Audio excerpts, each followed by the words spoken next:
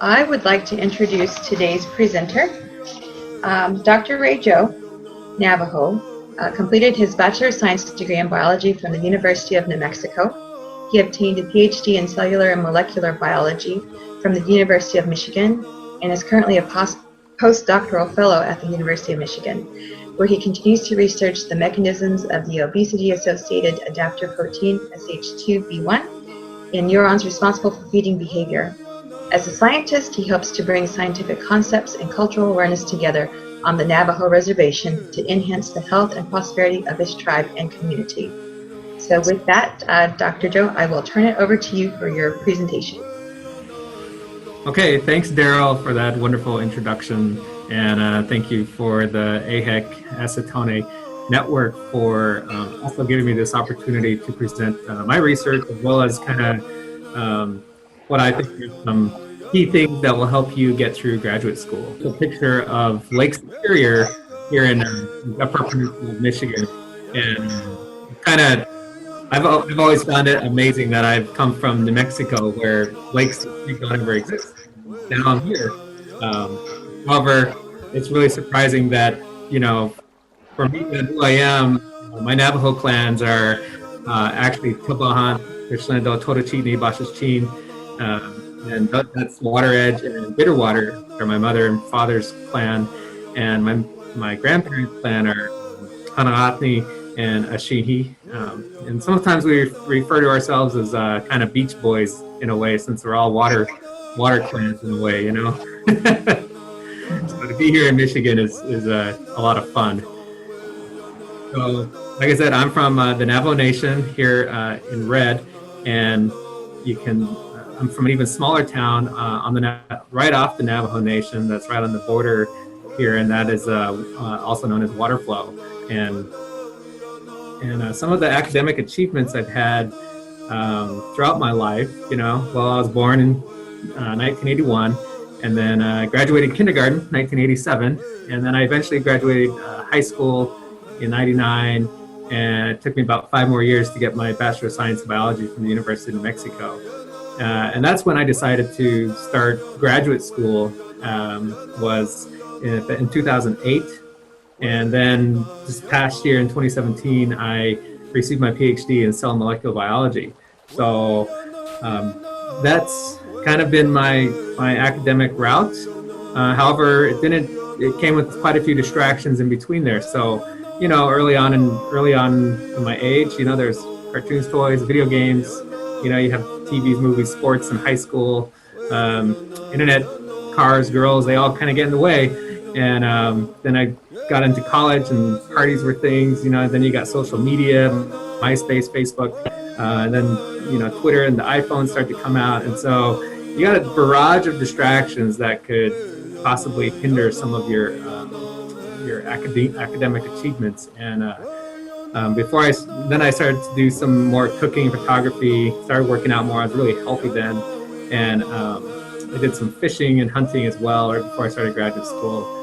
And I kind of stopped doing a lot of that stuff when I got into graduate school, because I really needed to focus on what I was trying to do in the laboratory, as well as just trying to get my degree. However, there were some bumps in the road there.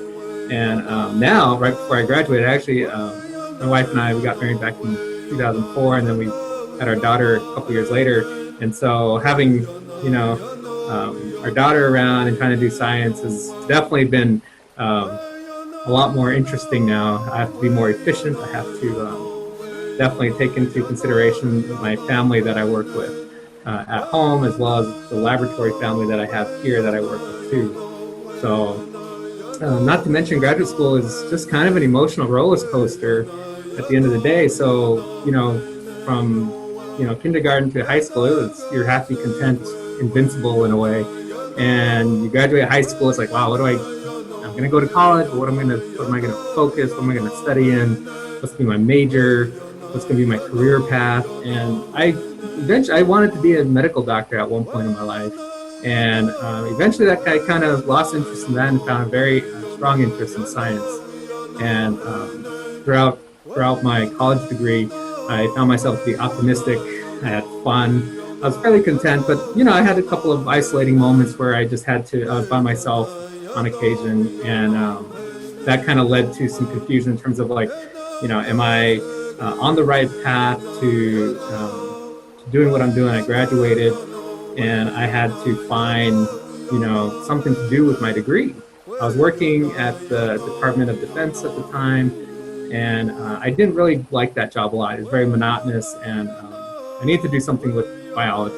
That was really what I liked.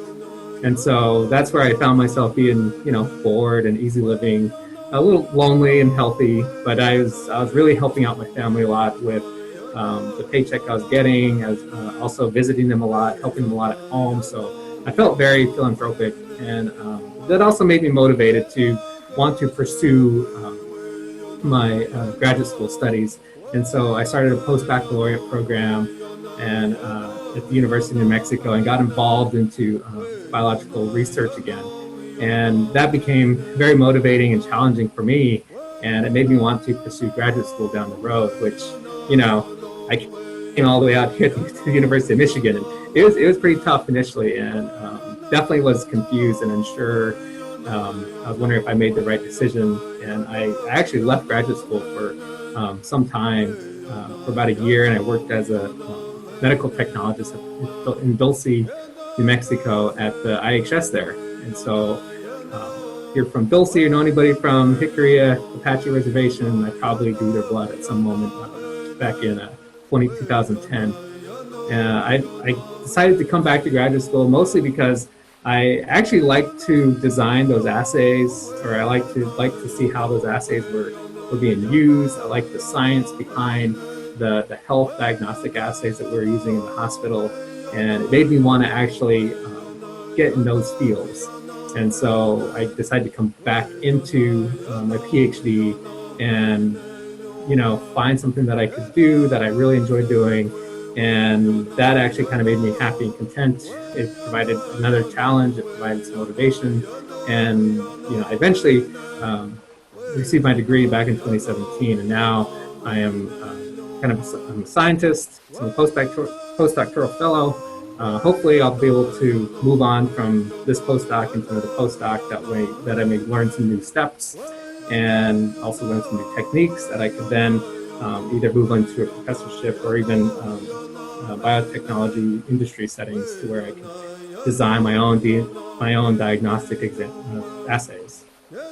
So some of my rubrics for graduate school success are found right here in this pie chart, where I think the main thing you got to do is you got to know yourself as an individual. You need to, and that's just where you came from. Make sure you know what type of person you are, what type of people you like to work with, and what you're interested in. And that leads into the next part, where you want to identify some of those passions and try to solidify them as far as like, is this something you want to be doing for the rest of your life? And separate it also from some of those hobbies that you have. Like I like to cook, but there's no way I could be a restaurant chef. But I do like to cook very elegant meals at home. However, I do like to do science as more of a career, and that's the fun part about it. And make those, then generate some goals. So right now my goals are to, find another postdoc that I may learn new techniques in, that might help bridge some of my other scientific skills together, with hopes that may lead me into the biotechnology sector that would get me to design diagnostic assays. So those are some of my goals, my career goals right now. And so I got to now seek mentors to help me do that, which is probably the number one thing you can do if you're going to succeed at graduate school, is find mentors. And that could be mentors in your field, that could be mentors in your job, whatever you're doing. That should be the most important aspect of for graduate school success. And then you just got to work hard, like spend those hours in the laboratory. People definitely recognize your ability to work. And then with all the other parts of graduate school, you got to do a lot of writing.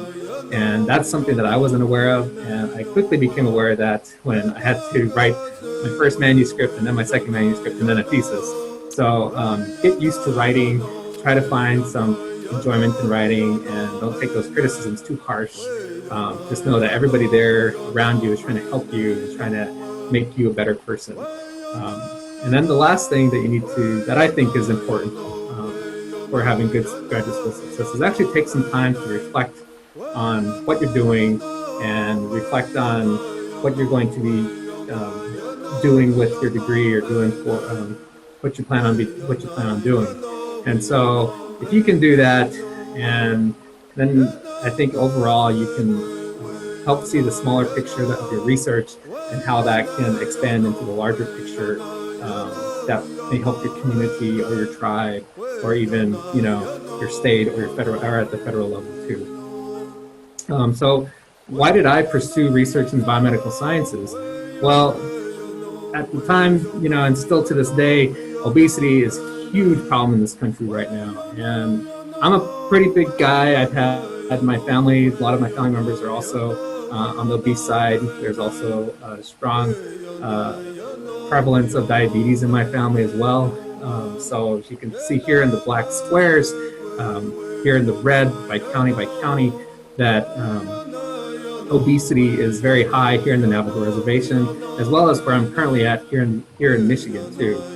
And so obesity is actually defined by an imbalance in energy intake and expenditure, where you have too much energy intake, like you have too much food, and you sit around for the rest of the day. And that can lead to increase in calories. That increase in calories will then lead to an increase in fat. And so over time, that will start to accumulate, therefore leading to obesity. And there are many factors that can lead to obesity. And that was just the general definition of obesity. But this energy intake and energy expenditure scale here can be influenced by different physiological factors, mental and physical disabilities, social factors, behavioral factors. And today we're actually going to talk about some of the genetic factors involved. I work on a scaffold protein called Sh2B1, and I look at the defects and how these defects affect Sh2B1's normal function. And so Sh2B1 is a scaffold protein. It has many different types of domains and sequences that are important for its function. And so it's able to scaffold with itself. It's able to interact with its own self through this dimerization domain. It has these nuclear export sequences and nuclear localization sequences that allow it to go into and out of the cell. It has a spectrum homology domain, which allow it to interact with the plasma membrane, as well as this SH2 domain, which is its main function that allows it to bind to phosphorylated tyrosines on the receptor tyrosine kinases. So what does that all mean? Basically, a scaffold protein is just like this image here. There's scaffold around the Capitol building here in Washington, and these are all providing some support in a way for this building to function and to get fixed. So a scaffold protein like Sh2B1 works in the same manner, where you have multiple Sh2B1 molecules surrounding this receptor, interacting with the receptor, and these other signaling proteins that are phosphorylated when this ligand here interacts with the receptor. And that is now able to, that complex is able to now permit a signal, and that leads to some physiological response. And this could be very important for just how neurons in our brain that are responsible for energy balance, such as these neurons here in the arcuate nucleus. They're involved with energy expenditure, food intake, reproduction, glycemic control, satiety, as well as motivation, anxiety. So we think that perhaps if we have mutations in alpha or mutations in beta, we could be disrupting that signal. And instead of getting either that perfect branching to the right source, the right neurotrophic source, or we get over branching to that neurotrophic source, we could be having some type of dysfunction. And so we recently published this article here in American Society for Microbiology, Molecular and Cell Biology Journal. It was featured on the cover here, so you saw those images earlier. As well as it was chosen by some of the editors there as one of the spotlight articles. So hopefully, I've somewhat made you guys interested in wanting to go into the sciences and maybe pursue your doctorate.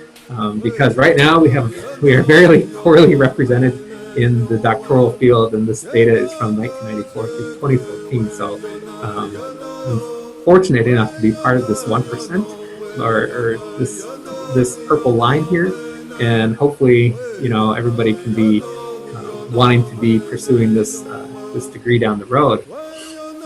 If we look at the life sciences where I'm at, we are very in the lower, less than 1%. So, I hope some of you guys could join me down the road and maybe help me do science, as well as maybe help me want to bring science back to the reservation.